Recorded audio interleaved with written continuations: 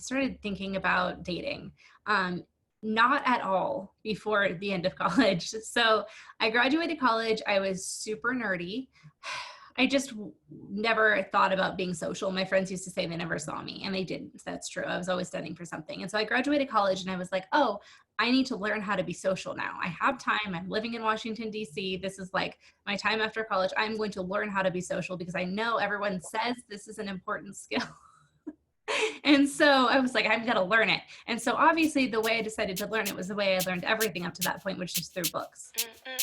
Hey everyone, welcome back to the Believe, Be Real, Be Bold podcast. I'm Dave Glazer in Denver, Colorado, and I am honored to be joined by my special guest, another Denver local relationship and dating coach. Chelsey Sterling is an investigator on the Enneagram personality assessment test, and that gives us a little bit of insight in how she has uncovered all of her secrets that she's bringing with her today.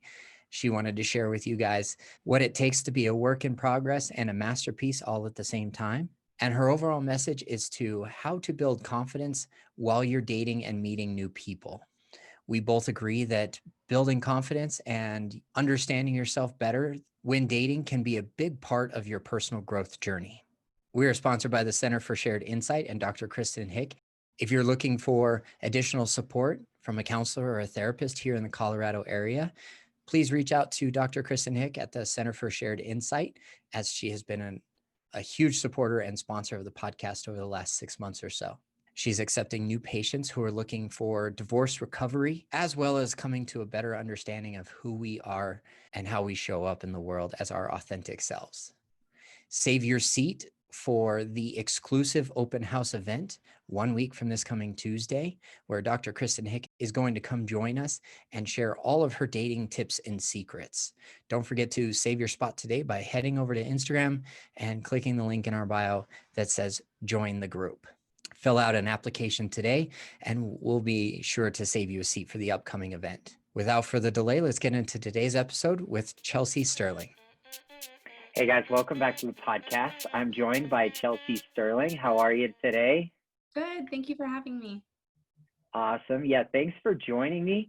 We got the chance to know each other better over our pre-interview call. And what I didn't know is that you were seeking out a PhD at one point in your life. Tell me about that. Yeah, it was. So that's a funny story. I went to college for media studies and I loved it. It was just what I wanted to do. I'm like an Enneagram 5, so I'm very nerdy. And I loved it. I loved everything about it. And so I went on from there. My dream was to study at Oxford for graduate school. And so I got in thinking I would do then a PhD. And that was, after I had done my master's, it just wasn't right for me. Like I loved academia. I loved writing was my thing. Writing was my passion and I loved it. But at the same time, just the PhD was a little too much alone time. And so I went from there and decided to, obviously switch into what I'm doing now. But my master's was going to be in film, and then my PhD I wanted to do in writing. It was going to be writing, like the process of writing. So like kind of the psychology behind writing, which I later found out. Everyone kept telling me it wasn't a thing. It wasn't a thing. It wasn't a thing. It is a thing. And this guy named James Pennebaker actually does it. And he's like really famous for doing it. So it's a thing, but it's not my path anymore. Right. And then you decided to pivot and you chose relationship coaching instead. Yeah. So it's a weird transition, but for me, it's kind of always, I was thinking about it actually the other day. And then again, this morning I was journaling and I was thinking about like, if he asks me like, how did I get from there to here? What am I going to say? And it's, as I've been thinking about it over the past couple of months, especially like more and more as I'm getting into explaining what I do to people, it's kind of, I see it's kind of the same thing, because what I was doing in media studies is kind of an interesting field where it's sort of a hybrid field of like media and technology and the study of how they impact culture and how they impact the way people think and the way society goes. So like things like sociology and economics and psychology, just lots of things like that. And so for me, it was always about the study of like how I think. And I always was in college thinking about like, how do I think and how do I perceive the world? And I was answering questions for myself because in college you do. And then I think as I got older and a little bit, I moved beyond just thinking about me, and I started thinking about, well, how does everyone else think? And like, how do people think in the world, and how can I move this? And so for me, when I got to graduate school, it was, film was a little too narrow. And I found myself thinking, I don't actually care about what some guy 100 years ago or said about this film, because that doesn't impact anybody today. And that doesn't actually, it's just, but academics is a bunch of old, like, people arguing about things that like is kind of outdated or doesn't really impact anybody but them. And I thought Mm-hmm. it's really important to me that we look at, I don't know, real questions. So I found myself reading more and more about the kind of stuff I'm doing now. I was constantly like, my escape to get away, the things that I felt actually mattered when I was doing my graduate research were the things I'm reading now. So I was like reading Brene Brown, and I was reading Esther Perel, and I was just doing all of this other kinds of reading, kind of doing my own like philosophical search into how people think. And that's kind of how I pivoted, because dating was my case study. I'm a dating coach and relationships coach, but that was like my case study for these like big questions that I've always had. Oh, I can totally relate to that. And as I'm listening to you talk, I just hear so much the investigator in you. But what I heard you say is that media studies kind of combine technology with psychology, and that might have given you a springboard and kind of like a foundation of expertise when it comes to, say, like dating apps. I really So enjoy dating. So I think they're fun. And I know that like everybody hates them, and I can see why, but like I had a really good time when I was on dating apps because I thought it was fascinating. yeah, if you go into it with like, I'm going to learn something new, or I'm going to enjoy this experience, then you have a totally different mindset and frame around the experience. And got really good advice last week from one of our previous guests that said, set an intention for what you want this to be, whether it be a dating app experience or a date that you get from the app. I really like that advice. I think that's so wise.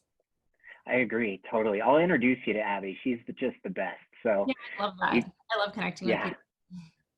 Yeah, same here. And that's really why the podcast got started in the first place, is I wanted to connect with other people who were like-minded and build a community around experts like yourself. And then I get to benefit from the education along the way too. And I have started to see some trends and some commonalities when using dating apps. What do your clients experience that kind of like rise to the surface on those commonalities? I mean, everyone talks about being ghosted. Everybody talks about being tired of dating and like being burnt out, because it's just a lot of like either.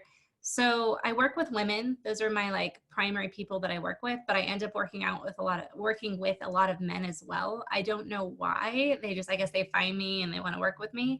And so it's interesting because they talk about, obviously it's harder for men to get right swipes. And I think that has a lot to do with how a lot of men, my own boyfriend included, don't really know how to market themselves, especially on a dating app. And so he was telling me his experience when he first started dating, and his profile sounded awful. Honestly, it sounded awful. But a lot of times when I work with men, I see their profile and I'm like, oh, this is a flattering picture of you, not this one. This is how you write a bio. Talk a little bit more about your things like that. So I think with men, it's like not enough right swipes. With women, it's they start a conversation and people aren't responding to them after the first couple of conversations. So I think people are looking for connection and not finding it. Or on the other side, we have people who I think have been on a couple of dates and then it fizzles out, and that's hurtful. Mm-hmm. It's natural because you can only, you can't end up with everybody, but it is hurtful. Yeah, I totally understand that. And I feel as if maybe the men are reaching out to you for a female's perspective and to get advice from the kind of the demographic and the person that they're looking for. So I totally get why men would reach out to you. Women primarily reach out to us through the podcast. Mm-hmm. It's just you can't fight who wants to work with you. Your niche grows and they kind of gravitate to you based on who you are. Mm-hmm. And sense. Your approach is very methodical and very step by step. As the investigator, you've done your research into what works. And you're right, like guys get fewer matches, but then women get frustrated with the guys not responding. What's your idea on why the guys stop talking to a girl that they match with? So I think men tend to cast a wider net. And I think that you're not going to connect with everybody if you cast a wider net.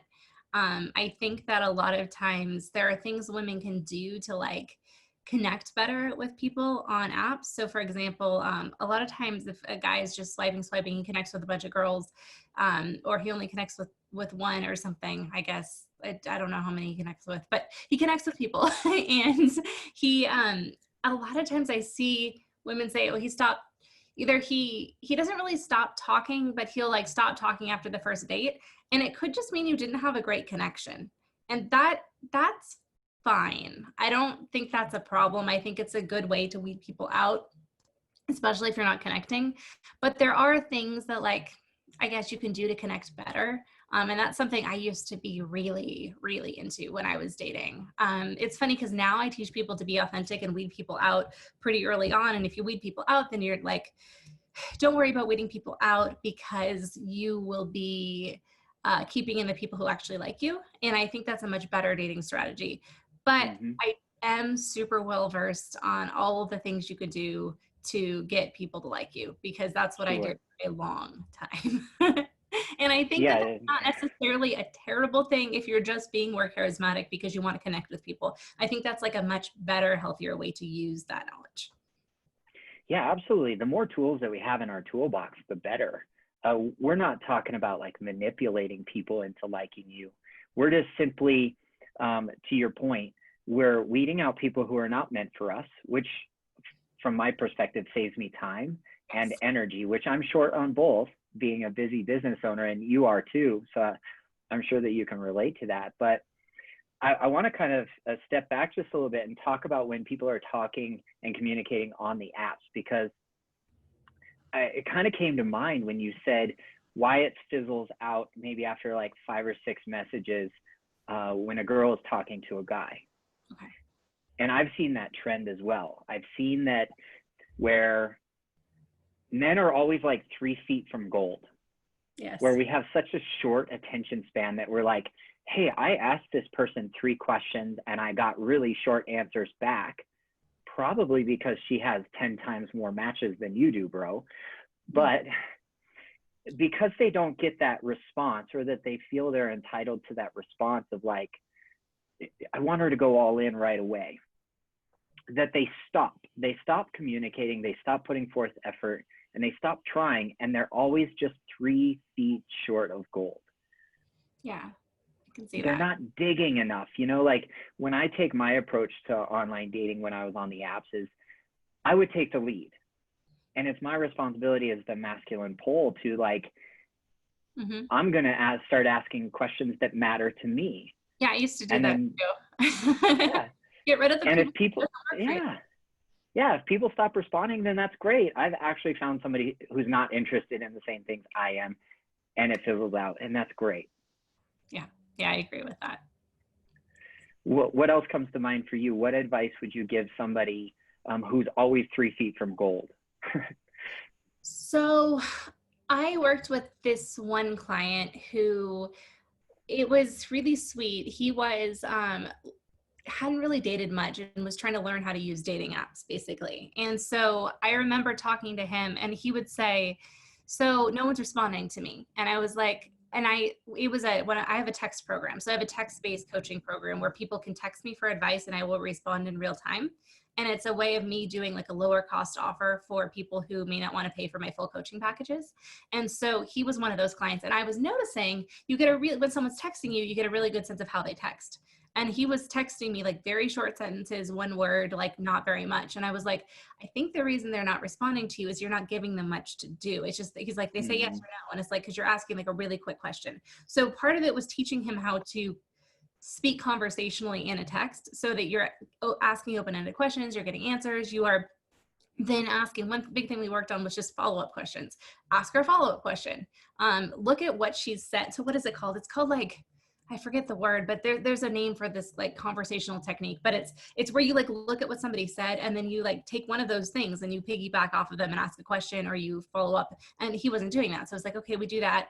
And then when we got to it, he was like, so girls are talking to me now. So then what do I do? And I was like, I don't know. You talk to them, you ask them on a date. And he's like, okay, so then what do I do if I don't want a relationship? Do I have to have a relationship with them if I talk to them? I was like, no.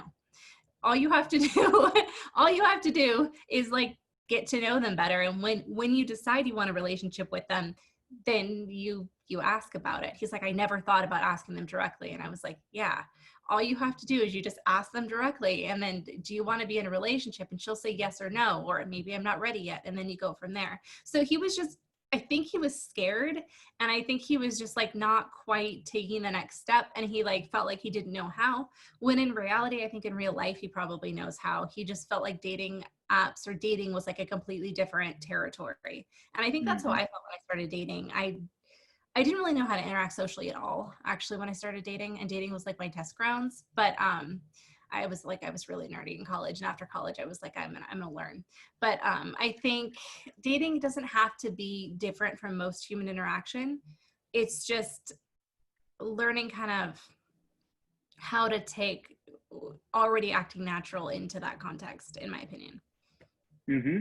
Yeah, we definitely want to invite somebody into our life and our experience and be interesting, but we also want to be interested in what they have to say too. So I saw this meme the other day. You know, memes are our love language around here, and it says, "Can you really not ask a guy more than one question at a time? Because he never responds to both." It's true. And it's 100% true. That's true. So if a guy picks one thing out of maybe like a 2-sentence text message and focuses on that one thing that he can relate to, then that's amazing communication. Yeah. And very conversational through text messages. So I totally encourage people to practice what you're talking about. There's a name for it, and I don't remember. It's like conversational threading or something, but it's just like, I think Mark Manson actually first introduced me to this. He has this really great book called Models, and it's a book on men's dating and relationships. But I read it back when I was single, like way back in the day, of being like, I'm going to understand the other side. And it's actually a really good book. But I think he talks about it because he was trying to teach men who weren't sure how to approach talking to women, especially when they get nervous if they find them really attractive. That was one of the things he suggested, and I found it really helpful, not only for me but also for my clients. Mm-hmm. I totally agree. And from my perspective, I was definitely roadblocked. I was definitely frustrated with the dating game, mostly because of I hadn't grown to the point of where I wanted to be in order to be ready for a partner that I was seeking. So I hadn't leveled up yet, and that was my frustration. But how we got introduced is through your current boyfriend, through our men's group, and practicing this conversational technique with the men in the men's group helps me become more authentic, and it helps me become a better dater too. Yeah, I think that's a really good idea too. And that's another thing I teach people is just, or work with people around, is like, have conversations with everybody, because you're going to get a better time just talking, and you need to be able to talk to people you find attractive, because people you find attractive aren't any different from anybody else. They're people, but you get nervous because you think that they're, I don't know, above you or more attractive, or wow, I have to impress them. So then it's like, if you I used to do this all the time when I was single, and now I'm kind of a grouchy little gremlin, but I think for a long time, especially when I was single, I talked to everybody. I talked to the person at the gym, I talked to the bartender, I talked to everybody. I always smile and always said hi. People used to say, you're so friendly, you're so outgoing. But I lived in England at the time, and I was American, and everyone there is very reserved, so I seemed very outgoing, even though I'm pretty introverted. But I talked to everybody, and I think it really helps with, like, when you're talking to everybody, you just get in the habit of talking to people, and then you can talk to somebody you find attractive too. It's not gonna be as hard. Mm-hmm. Yeah, it's definitely coming to an abundant mindset where I get all of this exchange of love between all different types of love too, like, a friendly love, or a physical love with my jujitsu teammate, or, we're just operating from a place of love as opposed to a place of scarcity of like, oh shit, if I say the wrong thing, they're not going to find me attractive because I find them attractive. And you just operate so tightly. You're keeping so much close to the chest. And I think that when I found our men's group was an eye-opening experience for me, because I could approach my conversations with those men with talking about the things I'm ashamed of and talking about the things I'm less confident about. And then the more I practice talking about the real human things about me, the easier it is for me to talk to women I find attractive about those same things, which is the important stuff. Yes, which is the important stuff. Absolutely. So I think there's a tendency with anyone, when you find someone really attractive, to what's the word? Like when you feel like you have to impress somebody, it's almost like you're trying to control the situation. It's almost a manipulative interaction because you are trying to get something from that person. So most of the time when a man buys a woman a drink, it's because he wants to buy a conversation from her. Or most of the time when, I don't know, when you're coming up to somebody, you're trying to think of the right thing to say, you're trying to control their perception of you, which is a way of trying to control the situation, which comes from anxiety, but it's also kind of a manipulative thing to do at the core of it. So alternatively, if you can kind of give up, and it's more complicated than this, but if you can kind of give up needing to be liked and come from a place of whether they like me or not, I'm going to be okay at the end of the day, it's a much more fluid interaction, and it can come from a place of like much more genuineness and sincerity. And that's how people connect. You connect from a place of genuineness, not from trying to always say or do the right thing. And that's something I used to do a lot of. I used to always try to be the perfect date. And I'm really good at being the perfect date. I'm like, I'm going to be fun. I'm going to be friendly. I'm going to be happy. I'm going to like say all the right things. But that wasn't getting me really good connection at the end of the day. And so I try to coach my clients around having those genuine connections, because even if you only want a casual relationship at the end of the day, you don't have to be looking for your soulmate. But if you want casual connections, or even if you just want casual sex, like no matter what you want, genuine interactions are going to be more fun for everybody and are going to get you the people that are really your people and you're going to enjoy being around most at the end of the day. Yeah, I couldn't agree more that trying too hard will actually roadblock you from finding that true connection. Mm-hmm. A pretend you, and just like saying what the other person wants to hear is manipulative, and it's also not going to find you a person who likes you for you. Mm-hmm. Because you'll eventually be exposed down the road. You can't keep those secrets forever. Yes. Yeah. And when you do, they may not like you, which is great because then you can move on and find someone who does. But yeah, I'm a big proponent of being genuine from the beginning. It's really important to me. And I mean, you obviously don't, no one has to decide that they want to be genuine in their dating interactions. I just personally believe it's like the best way to connect with people. Absolutely. I think that it's the shortcut to getting what you want is showing up as your genuine and authentic and sincere self, so that when they do end up liking you, you're like, oh, I do know that they like me for the real me because I presented the real me. Yes. And I think that makes a difference too with like, if I look at my personal dating history, my current boyfriend really likes me for me, and I am so weird around him, and it's fine. It's great. We have a great time. It's the best relationship I've ever been in. Up until I think maybe a year or two before we started dating, I always felt like people didn't really know the real me. And I had relationships and I had connections and I had, I had people who liked me, but I never felt like they really knew me. And at the end of the day, I feel like we, especially women, we really want to be known and understood and seen. And if you are being the perfect date, you're blocking yourself from being seen and understood. You're blocking yourself from what you really want. And I had a friend tell me, she's like, maybe on your dating profile, this was back when I was back on dating apps, like before I met Anthony. And she was like, you know, maybe on your dating profile, you should like not post really good pictures of you because you don't want someone who just likes you for your looks. And I was like, okay, so that's not quite where we're going with this. We don't want someone who thinks thinks I look different than I do. But at the same time, I'm going to post more like, instead of saying I like all the things the guys that I think are going to like me like. These are the actual things I like. These are the actual weird things I do. These are my actual like quirky niche interests. And I love writing and I love this obscure band and this and this and this. And hopefully people like me for these things. And then if they don't, that's great. And that was the first time I'd actually started weeding people out, and I got much better results. And then ultimately I got into a relationship, but that wasn't we didn't meet over dating apps. Sure, of course. I love this part of the conversation because I have a friend I love dearly, and I did come across her profile on Bumble once before.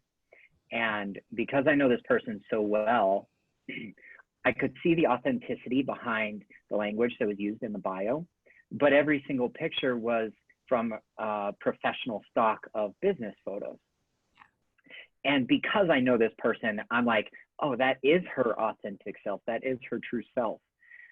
But what I love about that person is the person that I've known, not through the professional bio pictures or the headshots or whatever. I enjoy the person who exudes the confidence, who brings her levity and brings the candor to the table. And I would recommend any of my guy friends get to know her in person, not through these professionally done photographs, because that's the gold of this friend that I have, is who she truly is. Yes. So that's actually an interesting point. I've been thinking about this a lot lately because I just did an Instagram post on photos that you use for your dating profile. And I think, so it's tricky. I think it's going to be a hard sell to not use photos that you really like of yourself, especially if you want to be confident and you want to present yourself in the way that you're the most confident. And I think also you want to be pretty on your dating profile. Most people do. It's just like a natural urge. But I think at the same time, one thing that I've been really talking to women about, and I did my post about, was making sure that it's more important to be genuine than it is to have a really well curated photo. I think because obviously you want to connect with people, and like looking at the camera and smiling is really important in connecting with people, because that's what you do when you meet someone. So you want your first photo to be looking at the camera and smiling because you want to connect with people, and that's what you do when you meet someone and shake their hands. You look at them and smile. And also there's studies showing that gets better engagement on a dating profile. However, I would never advise someone to not use, if they have photos that they really love themselves, not use them, because I think that they're going to want to put their best foot forward. They're going to want to do that. So I think it can be half and half, I guess. And the reason I sound like kind of back and forth on this is because I'm still thinking about it, because I've been thinking about this a lot lately. Like, do I tell people, don't post any super curated photos? I don't think I'm going to tell them that, because I want people to feel really confident in their profile. Yeah, I think I hear where you're going with this, is that like there's a healthy blend between the professional you, the made up you, of photographs that you absolutely love. Like on my profiles in the past, I have used a professional photograph that was done for somebody else's website. I was pretty much just like the guy who was in the picture, but it just turned out that it was a really good picture of me, and it's one of my favorites. Yes. I use that one, but it's the only one that's really professional. The rest are really natural. They're good quality photographs, not grainy or not pixelated or anything like that. Generally, those pictures are things that I'm interested in. Maybe me and my dog, because like dogs are family, right? Or me and my daughter. Since she's 18, it's more comfortable for me to share the fact that like I'm not going to share. What's that? Unless they think she's your girlfriend. Oh my gosh, that happened once. A friend of a friend or somebody in the building that I live in right after I moved in knew me through other people. And she's like, oh my gosh, I saw Dave and his girlfriend the other day in the building. We're neighbors. And they're like, Dave doesn't have a girlfriend. Could you describe this person that he was with? And they described my daughter to a T. She was 15 or 16 at the time. And right, but she's a very mature, like looking young lady. She's beautiful, and they thought that my daughter was my girlfriend when they first saw me in the building. So we had some work to do to clarify who that was with me. Our landlord, actually, funny story, I won't go too long on it, but I'm living with my boyfriend now, and when I was, I think, visiting, I think it was last November, he we were outside, and he was outside doing he's always doing like yard work, but he was outside doing yard work. And he goes, oh yeah, he's mentioned something about like, is that the girl that I saw last week or something? It was such a funny interaction because I trust Anthony so much. We were long distance at the time. We were about for a year and a half. And I just, if it had been anyone else, I think I would have felt like, who is that person? Like, what's he talking about? But I think he thought that I was somebody else the week before, or like it was funny because it wasn't what he thought, but it just sounded awful. And then like we've never forgotten it. Like every time we bring it up, like we see the landlord, we're like, oh, who's that other girl? And is she gonna like show up? It was really funny. That's so funny. I was getting my hair cut a couple weeks ago, and my hairstylist and I have known each other for 2.5 years or so. So we end up talking about who she's dating or who I'm dating at the time. And it's like therapy where bartenders are therapists, hairstylists are therapists. She's wonderful. Uber drivers are therapists, etc. You know? And so she's telling me about the guy that she's seeing. She's going to be a guest on the podcast in a little while. Okay. And she's telling me about this, and I'm like, oh, so you go over there frequently enough that it's no longer the walk of shame, right? Because now you know neighbors by their first name, or they're always out mowing the lawn when I leave on Saturday at 8. You know, it's just a funny joke, but I can see how if you do your hair something differently this week versus last week, you might look differently, and it could be a totally different person. Yeah, it was really funny, and I just couldn't like the whole rest of the day I just kept going, so like, who's that other girl? And like he'd say something, he's like, so did I mention this? I was like, nope, must have mentioned it to your other girlfriends, like all day. And I mean, still, like now I just say hi to him all the time because he's always here, he's always doing hard work, but hi to him, and I hope he recognizes my face now, but who knows? Yeah, those jokes can go a long way to like breed a connection between two people. But after so long, if it's used too often, it can be like, all right, now we're a little insecure about the other person that you are dating or bringing over. I like those moments in a relationship because conflict breeds connection for my Enneagram type. I'm not so sure about the Investigator. Do you lean into conflict or do you step away? Yeah, I'm very confrontational. Because you want to know the truth, right? Yeah, and I just don't see the point in like, why not? Like just bring it out and then like blow it up and then it'll go away. And I don't know. I think it took a while for me to get there. I think I was raised in a household where conflict was like not really a thing, kind of swept under the rug. But I think because of that, I got more and more confrontational. It's like, no, we just have to talk about this and it'll go away. And it's not in a mean way, just in like I want to bring this up kind of way. Yep. As the Enneagram goes, we had a good long discussion about it when we were getting to know each other better. The Enneagram type for each of us gets solidified in like late childhood or early teen years. And I could see how that conflict style that was in your home would help kind of solidify the Investigator in you, where I want to know the truth so that we can handle it and move on in a loving way. Absolutely. Would you say that that's how you are when you're at your best, or when you're at your average, or when you're maybe not at your best? I think I'm almost always like that. When I'm at my best, I'm much more calm about it. When I'm at my best, I'm much more like, I start with I statements and I have a soft startup and I'm a lot nicer about it. When I'm not at my best, I'm a little bit more like, why did you do that? But, I think I'm always Mm-hmm. relatively confrontational. Mm-hmm. Yeah, totally get that. The Gottman Institute has excellent research on conflict styles. Yeah. I love them. I just read the 7 Principles for Making Marriage Work, and now I'm talking about it all over Instagram because I can't believe I hadn't read it. It's like the gold standard of like books that therapists like read to like learn about relationships. I never read it. Mm-hmm. Yeah, the Gottmans have been doing research for like 40 years on marriages and long-term relationships, and they do long-term follow-up studies with their participants as well. And we were covering the 4 horsemen to a relationship last week in our group, or 2 weeks ago. And then we were also talking about the conflict styles, which there's 4 major ones, maybe even 5.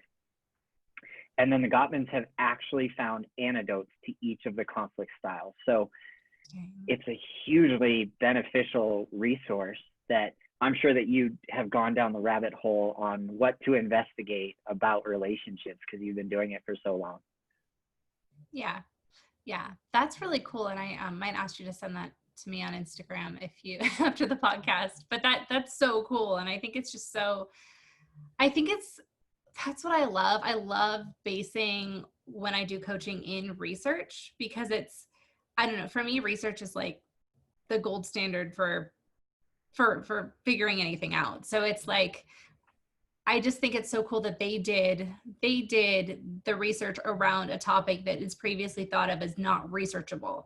And I think that is what kind of when I wanted to do my PhD, that's what I wanted to research is things that like explain the unexplainable or explain emotions, explain feelings, explain art. I got my master's in film, and it's just having words. I think there's artistic language and then there's like logical language to explain discrete phenomenon, and I think I love both. I'm a wing 4, so I'm pretty like artistic on the other side of me, but I think that having like a blend of looking at like relationships is like a mystical entity and you have a lot of myths around it, but at the same time having some research to back it up is really like the ultimate. I want to say trifecta, Mm-hmm. but it's not 3 things, but it's like the ultimate blend for like healthy, helpful relationship advice. Yeah, you're almost like getting the complete picture of the topic that you're studying is when you dig deep into the research and you find those 2 different ways to communicate it between logical and then the passion that exudes from the words that you're choosing. And I want to kind of step back just a little bit and ask you a little bit more about your journey through dating. It sounded as if like the research you did and the practice and the application and the practical use of all that research was almost a path of self-discovery for you. Would you say that that's correct? Yeah, I would say it's absolutely true. So I started thinking about dating, not at all before the end of college. So I graduated college. I was super nerdy. I just never thought about being social. My friends used to say they never saw me, and they didn't. That's true. I was always studying for something. And so I graduated college and I was like, oh, I need to learn how to be social now. I have time. I'm living in Washington, D.C. This is like my time after college. I'm going to learn how to be social because I know everyone says this is an important skill. And so I was like, I'm going to learn it. And so obviously the way I decided to learn it was the way I learned everything up to that point, which is through books. I thought this is another skill. I can master it the way I mastered my research paper. I've just written a dissertation. I can do the same thing. So I basically just dove into it. And around that time, a friend had sent me a dating blog. I'd been reading Mark Manson. So he had like Mark Manson, before he published The Subtle Art, was like, he had a blog and it was like you probably know all this, but he had a blog and it was, I really loved it. It was before he kind of got discovered, and he'd been writing. He used to be into men's dating coaching, and then he moved on to just writing about things in general. And so I'd been reading his relationship articles, but also a friend had sent me this blog called The Rules Revisited, which was one of the few resources at the time for women in dating. There just weren't a lot of resources the way there kind of is now. And so I started reading that, and then I got really into it. It's actually a really good blog. It's not updated anymore. It has some kind of questionable stuff, but overall it's a really good resource. And then I started reading Hooking Up Smart, which was Susan Walsh's blog, and she ran that for a long time, and then she stopped running it. It was actually taken over by my good friend Jenna Birch, and she wrote the book The Love Gap, but she took over that from Susan, I think, when Susan wanted to stop writing it. But so I was I read that every day. I was like always reading it, and then I just was like really into it. I was dating kind of prolifically when I was in DC too, because it was a really like young, vibrant community of just like young people who wanted to date. And fast paced too. Oh yeah. Yeah. And it's like a networking city too. So everyone's always trying to meet new people. So it was just a really easy, like, it was really, everyone talks about cities being bad to date in, but DC was a good city to date in. And so I would just meet people when I was like at the bar with friends or, whatever, because dating apps weren't really a thing at that point. So I had to learn how to date in a world without dating apps, which really helped, I think, at first. And so then I really loved that. And I got really, really into dating during that time. And then, and it was really fun. I remember I called my mom and cry because some guy hadn't wanted to see me after the second date. And I was like, what's wrong with me? Why doesn't anyone want to date me?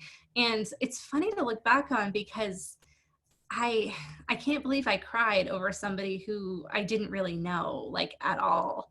But I did, like, that's where I was at that time. So I think I grew a lot. And then I moved home after the first year. My dad died. He had cancer for a while and he died. So I had to move back home. And then after that, I applied and went to grad school, and I was dating again. Like I liked what I was studying, but it wasn't the same as undergrad. It didn't have the same like import of like answering the big questions as I think I had expected it to from undergrad. And so my escape was reading about personal development and dating. So I was reading, I think personal development, there's certain kinds of personal development that are not, but I think some it's like modern philosophy. It's like philosophy, and it answers the big questions, at least a lot of what I was reading did. So I was reading a lot of that, and it was like my escape from the stuff that I found not that important in what I was working on for my film. I was like, I don't care about this film. I want to read about something important. So I was doing that. And at the same time, I also started dating this guy, and his hobby was pickup. So he was part of the POA community. So he thought about dating too. I don't have a lot of great things to say about the POA community, but I can say that we talked about dating a lot. And so we talked about dating a lot. And so that was fun. I kept thinking about it. And I think around that time was when I decided that, like, I was growing a lot. Like, my dad had just died. I was doing a lot of thinking, just kind of about like, what do I want to do? Like, what do I care about? How do I grow? And then I went through a breakup with that guy. And it was just like, I told myself I wanted to grow my way out of the breakup. And so I just kind of like kept working on it, kept growing. Brene Brown really helped me. She has this book called Rising Strong that I really recommend to anybody going through like a loss, but it's really good. It has like a journaling. That's when I started journaling, because she has a journaling technique in there. And I think after that I realized, oh wow, I think I want to do coaching. But I didn't do it for years and years and years after that. So I graduated from grad school in 2016 maybe. And I obviously didn't start for a couple of years after that, but that's kind of when I knew. And I think when I decided to kind of take the leap was after I was in a relationship with my current boyfriend. I was like, what do I do with all of this knowledge I have in my head about dating? Like, it doesn't really help me in any way now that I'm in a relationship. I love learning about relationships, but the actual just like dating stuff, I was like, I want to pass this on. And that's kind of what made me kind of take the leap. Yeah. Yes. Thank you so very much for sharing that story. And there's a lot in there. And I heard a few things that I resonate with a lot, especially since as the Enneagram type 8, when I'm not at my best, I actually gravitate more. My stress point is the 5. Funny. Yeah, which is why we had so much to talk about the first time that we connected. And even now, I want to address the elephant in the room that I've never talked about on the podcast in 2.5 years, because you just brought it up. Yes. So I've always said that I went through a couple of breakups in 2017, unexpectedly. I never thought I'd be single again after 8 years of relationships. There was 2 long-term ones and then a short one. And the second of the 2 long-term and the short one, they were pretty close together, not on top of each other, but pretty close together, were both transformational for me for different reasons. And when I went through those breakups in 2017, I was probably the most hurt I'd ever been, but I wasn't facing it. I wasn't dealing with it. Mm-hmm. So you could probably imagine that I was an unhealthy version of myself at that time. Mm-hmm. I had chosen to take time off of dating from that December until probably the next April. And during that time, I slid into the unhealthy version of me. So I gravitated to the Investigator. And I started doing research on myself. It was my own self-discovery journey where I sought out my counselor, Hannah, for 20 months. We spent that much time working together. So now we're at January. And then when I started dating again in like April, jumped on Tinder or something like that. It was the only one that I had known of. Maybe dabbled in Bumble a little bit too, because they're so closely related. But jumped on there and went out with a girl a couple of times. And I'm like, this is not how dating is, right? Like we went out like twice and then had a gap and then went out again. So I like to joke around that it's our second first date. And then when we stopped seeing each other, just 2 dates each time, whatever, I'm like, this cannot be what it's like. Let me go out there and seek out the truth. Just got an email from Mark Groves the other day that said, I feel like I've been lied to my entire life about what relationships were supposed to be like. And that hit home from Mark Groves, like hit me to my soul, to my core. And so I started the podcast. And then I started doing the same thing you did, is like investigating why people didn't want to see me after the second or the first date, or didn't even get to the first date. Because our culture has shifted so much in such a short period of time, thanks to social media, apps on our phones, just the technology that has now come together in our most personal relationships. That's what's changed since I had been single the first time. And so much like you, I'm on a journey of self-discovery by connecting with professionals on the podcast, but also doing my own investigative research, which kept me at that lower level of health on my Enneagram for so long.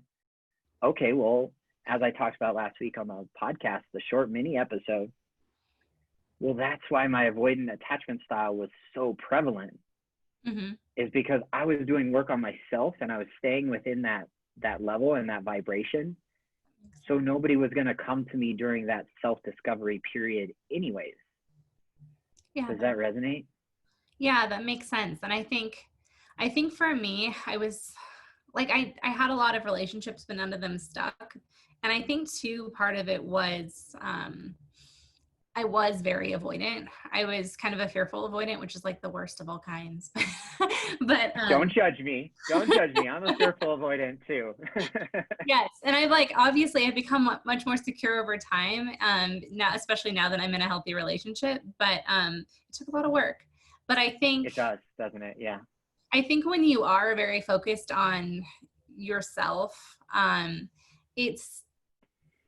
I think I have a sense of I need to be ready in order to like take the next step. And I think that's like a 5 quality, and it's not necessarily a healthy 5 quality. So it's just, I have to know everything and I have to be very prepared before I can do this next thing. So I could see for you how it could be like I'm not ready yet. I'm not ready yet. I'm not ready yet. And I wonder too, like for me, when I thought I wasn't ready, I had some like bigger belief work to do. Around just kind of, I was raised very conservative. I was raised very religious. And so for me, I think marriage was something that I had a lot of fear around because I had a lot of like expectations and baggage. And I thought, well, as soon as you date, you have to get married. And so we're not ready for that. So I think there was like a more existential version of not ready for me. But I think ready is a tricky one. Ready is a weird thing. Yeah, you hit it on the head for me. Absolutely. When we combine the context of what I just shared, when I'm unhealthy, I gravitate towards the 5. That's my stress point. But also the eighth biggest fear is vulnerability. Oh, interesting. So if I'm going through a period of self-discovery and movement forward personally, I'm going to have my walls up. Yeah. And I'm not going to be, that's why Man Talks is so important to me, is because I was about to backslide into unhealthy version of me because I had lost my job. There was so much uncertainty in the world in March when I joined, and I met Anthony right after that. And the group has helped me become a more self-led, resilient person. Yes. But it's because I chose to be vulnerable in that group, share what's going on in my life so that I could get the support I needed in order to move forward. So you hit it on the head when you're like, that not ready quote is different for you than it is for me, but still that vulnerability is hard. Yes. Yeah. Vulnerability is always hard. And I totally resonate with that. And I think with dating, it's tricky because everyone wants to present their best selves, but I mean, you can have really great connections when you are not totally ready. And maybe you don't meet the person you're going to spend the rest. So maybe you don't meet the person you're going to spend the rest of your life with. And sorry, something just occurred to me. That's why I did that. But it brings up that quote that everybody says that I really don't like about you have to love yourself before you can love someone else, or you need to do your work before you can find your person. And I haven't found that to be true. And I understand the sentiment behind it, but I just really have not found it to be true. I've had, I think to some extent, like if you have an insecure attachment style, you're going to be pushing people away. And you may not be able to find, you may literally not be able to find someone because you don't see them as the right person for you because you're insecure. But I think at the same time, you can have really good connections when you're in that process of self-work. I don't regret any of my relationships, even like I've had some bad relationships in my growth journey. And I think that I don't regret any of them. I learned a lot. And even when I met Anthony, I've grown since then. He's grown since then. Neither of us I had my own like bag of issues when I met him, and I hadn't fully worked anything out.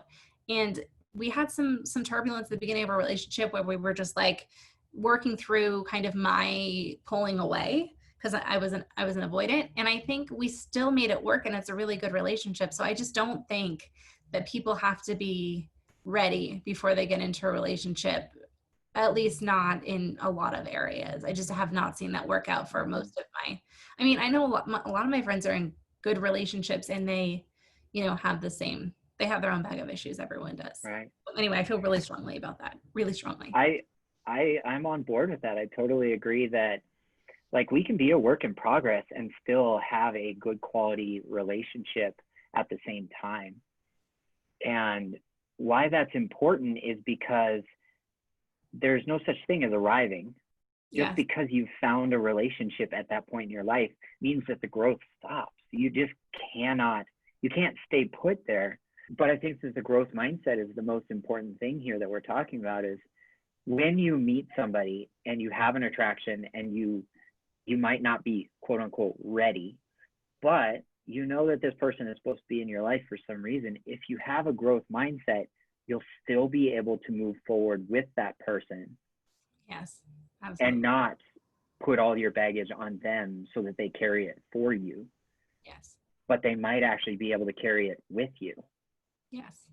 And vice versa. There's that meme, what is it? Not all relationships are meant to lead to marriage. Some will help you discover new restaurants. And like, it's that idea where it's like I think relationships are a great vehicle for growth. And I don't think, I'm a big advocate for casual dating, especially before you're ready to know what you want. And you can have your own boundaries. I was telling, somebody reached out to me the other day on Instagram, and I was talking to her about, she was like, I've had some really bad experiences with relationships. And I was like, trying to explain to her, hey, look, here's a different mindset you can have when going into relationships. For example, I think of really good relationships like casual dating, like traveling to different countries. And you can have life experiences where you enrich yourself and their life experience through connecting. And you're trying things on for size. Not everyone you date is going to be the person, and you grow together, or you learn something. You learn more about what you want in a partner. You learn more about yourself. You you do some growing, and then you leave the country, you go to the next country. And it's, you know, you travel because you want to have those experiences. You don't move to every country you travel to. And so, but it doesn't mean it's not a beautiful experience. It doesn't mean you regret going to those countries. Most of the time we Mm-hmm. don't. I have a couple of countries that I do regret going to because I had a terrible experience, but overall, I don't regret really going. And so I think it's, I think it's like a growth thing. And then I don't know, I think having the idea that you have to be with the person that you're dating is gonna limit you. Mm-hmm. Obviously, at some point, you commit if you want. Mm-hmm. If you're a monogamous person who wants to be in a monogamous relationship and you want to commit, a lot of times people commit and you grow together. But you don't have to commit to everybody. Mm-hmm. Very well said. I think that we should give you the opportunity to share if your message resonates with people. What's the best way for them to get a hold of you? Oh, absolutely. So I think Instagram for now. Instagram is I'm most active on there. I'm on there every single day. And that's at Chelsey Sterling Coaching. And Chelsey is with a Y, because that's a confusing spelling. Um, I guess so I have a coaching package where people can work with me one-on-one. But the other thing that I've been doing a lot lately is like it's the text coaching. So I call it text support, because I thought that was easy to remember. And it's I communicate with somebody through, it's for like a short, either 2 weeks or for 1 month, and you sign up, and then you pay up front, and then you get access to me at like all hours except after, like, I think it's 9 p.m. And you can just have access to me at any time, and it's like much lower cost than my normal coaching packages, and it's helped a lot of people. I've had some really great interactions with people over that program. It's been really fun to do. Mm-hmm. Yeah, it sounds like a great way to get started, especially if somebody is frustrated or hesitant or just doesn't know the simple skills, like the gentleman you were talking about earlier, of like, well, if this is how you text communicate, well, then I can understand why somebody would not want to respond to that. I never felt like I showed up well over text, so I backed off of communicating that way. And the later it gets into the day, like 8 o'clock, 8:30, 9:30, I actually start to, like, my brain starts to shut down. So I know I'm not at my best at that time. So having text support, which is kind of like tech support, I love it. Having text support from you is like, okay, well, when I messaged at 8:45 last night, I got this or no response whatsoever. Well, Dave, it's probably because you're tired by the end of the day. Why don't you set a personal boundary with yourself of just not texting after like 8 or 9, because you don't show up like your authentic self because you're worn out from your busy day. Yes. That's actually a really good way to set a boundary with yourself. So people listen up. That's a really good example of a great boundary to set with yourself with dating. Thank you very much, Chelsey. I feel validated. Thank you so much for having me. This was really fun to talk to you. My pleasure. Absolutely. Let's catch up in the next 6 to 12 months and see how life is going. And I appreciate all your transparency and authenticity today. Thank you. Thank you so much for having me. Looking forward to speaking to you. My pleasure.